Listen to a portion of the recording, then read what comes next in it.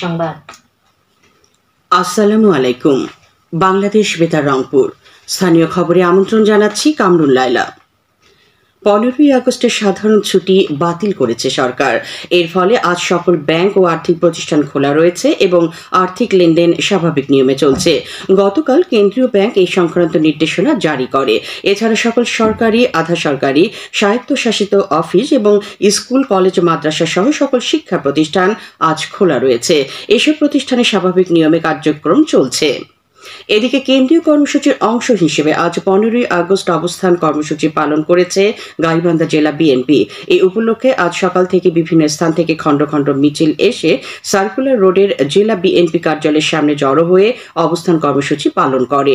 জেলা বিএনপি সভাপতি ডাক্তার মইনুল হাসান সাদিকের সভাপতিত্বে অবস্থান কর্মসূচিতে বক্তব্য রাখেন কেন্দ্রীয় নেতা আনিসুজ্জামান খান বাবু ও সাধারণ সম্পাদক মাহমুদুন নবী টিটুল।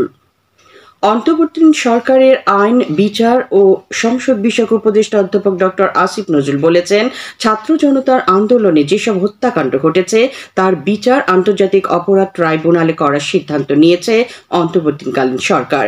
তিনি গতকাল সচিবালয়ে এক সংবাদ সম্মেলনে এসব কথা বলেন। আইন উপদেষ্টা বলেন, এসব ঘটনার তদন্ত জাতিসংঘের তত্ত্বাবধানে করার প্রচেষ্টা নেওয়া হয়েছে। ইতোমধ্যে গণহত্যা ও গুলিবর্ষণের ঘটনায় বিচারের জন্য কিছু মামলা হয়েছে। আসিফ নজরুল জানিয়েছেন, আজকের মধ্যে ঢাকা শহরে ছাত্র আন্দোলনে অংশগ্রহণকারীদের বিরুদ্ধে করা সব মামলা প্রত্যাহার করা হবে। এছাড়া আগামী 31শে আগস্টের মধ্যে এ সংক্রান্ত সকল মিথ্যা ও হয়রানিমূলক মামলাও প্রত্যাহার করা হবে। তিনি বলেন, সব বিচার বিভাগের কর্মকর্তা দেশি বিদেশি সব সম্পদের হিসেব আগামী 10 কর্মদিবসের মধ্যে দিতে হবে। অপর এক প্রশ্নের জবাবে অধ্যাপক আসিফ নজরুল জানান, অর্থ পাচারের দায়ে অভিযুক্তদের বিচার করার ইচ্ছে ও উদ্দেশ্য এই সরকারের আছে এবং সাইবার সিকিউরিটি আইন সহ নিবর্তনমূলক আইন বাতিল বা সংশোধন করা হবে। স্বাধীনতার পর থেকে মুক্তিযোদ্ধা কোটায় গ্রেড অনুযায়ী কতজন সরকারি চাকরি পেয়েছেন, মুক্তিযুদ্ধ বিষয়ক মন্ত্রণালয় সেই তালিকা প্রণয়নের সিদ্ধান্ত নিয়েছে। পাশাপাশি মুক্তিযুদ্ধে 30 লাখ শহীদের তথ্যভিত্তিক পরিসংখ্যান তৈরি, মুক্তিযোদ্ধা শনাক্তে বীর মুক্তিযোদ্ধাদের নথি যাচাইয়ের সিদ্ধান্ত নেওয়া হয়েছে। গতকাল মুক্তিযুদ্ধ বিষয়ক মন্ত্রণালয়ের সভাকক্ষে অন্তর্বর্তীকালীন সরকারের মুক্তিযুদ্ধ বিষয়ক উপদেষ্টা ফারুকী আজম বীর প্রতীকের সভাপতিত্বে আয়োজিত সভায় এসব সিদ্ধান্ত নেওয়া হয়। সভায় মুক্তিযুদ্ধ বিষয়ক উপদেষ্টা বলেন, সরকারি চাকুরিতে কোটা নিয়ে যে আন্দোলন হয়েছে তাতে এই মন্ত্রণালয়ের ভাবমূর্তি ভীষণভাবে ক্ষুণ্ণ হয়েছে। জাতীয় ও আন্তর্জাতিকভাবে মুক্তিযোদ্ধারা ইমেজ সংকটে পড়েছেন। তিনি বীর মুক্তিযোদ্ধা তালিকা প্রণয়ন, যাচাই বাছাই, অমুক্তিযোদ্ধাদের বাতিল করার কাজে নিয়োজিত জাতীয় মুক্তিযোদ্ধা কাউন্সিল পুনর্গঠনের নির্দেশনা দেন।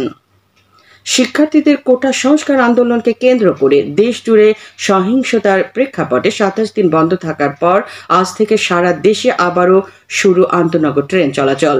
আজ ভোর থেকে সময়সূচি অনুযায়ী ট্রেনগুলো নির্দিষ্ট গন্তব্যে ছুটে যাচ্ছে। উল্লেখ্য, গত রবিবার বাংলাদেশ রেলওয়ের পরিচালক মোহাম্মদ নাহিদ হাসান খান এক বিজ্ঞপ্তিতে জানান, সোমবার থেকে মালবাহী ট্রেন, মঙ্গলবার থেকে mail express, local, commuter train এবং আজ থেকে আন্তনগর ট্রেন পর্যায়ক্রমে চলাচল করবে। এই সকল আন্তনগর ট্রেনের টিকিট সোমবার বিকেল 5টা থেকে যাত্রীদের ক্রয়ের জন্য উন্মুক্ত করা হয়। কুড়িগ্রামের নাগেশ্বরী উপজেলার বামুনডাঙ্গা ইউনিয়নের কুটিচর এলাকার দুধকুমারের ভাঙন রোধে জিও ব্যাগ ডাম্পিং কাজের উদ্বোধন করা হয়েছে।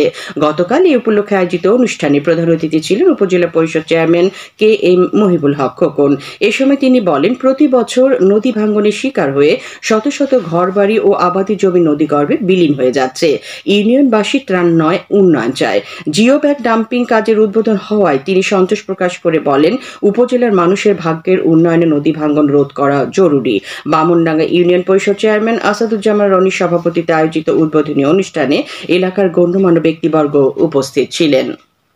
বৈষম্য বিরোধী ছাত্র আন্দোলনের বীর শহীদদের স্মরণে গাইবান্ধা সরকারি কলেজের অর্থনীতি বিভাগের শিক্ষার্থীদের আয়োজনে আজ দোয়া মাহফিল অনুষ্ঠিত হয়। সকালে অনুষ্ঠানের শুরুতে শিক্ষক শিক্ষার্থীরা ছাত্র আন্দোলনে প্রাণ উৎসর্গকারী শহীদদের স্মরণে 1 মিনিট নীরবতা পালন করেন। অনুষ্ঠানে অন্যান্যের মধ্যে বক্তব্য রাখেন কলেজের অধ্যক্ষ প্রফেসর মোহাম্মদ খলিলুর রহমান। খেলার খবর, ফুটবল। কুড়িগ্রামের রৌমারী উপজেলার চর-শোলমারী ফুটবল টুর্নামেন্টের দ্বিতীয় সেমিফাইনাল খেলা আজ অনুষ্ঠিত হবে। বিকেলে চর-শোলমারী ডিগ্রি কলেজ মাঠে ঘুঘুমারী ফুটবল একাদশ ও শান্তিচর ফুটবল একাদশ পরস্পরের মোকাবেলা করবে।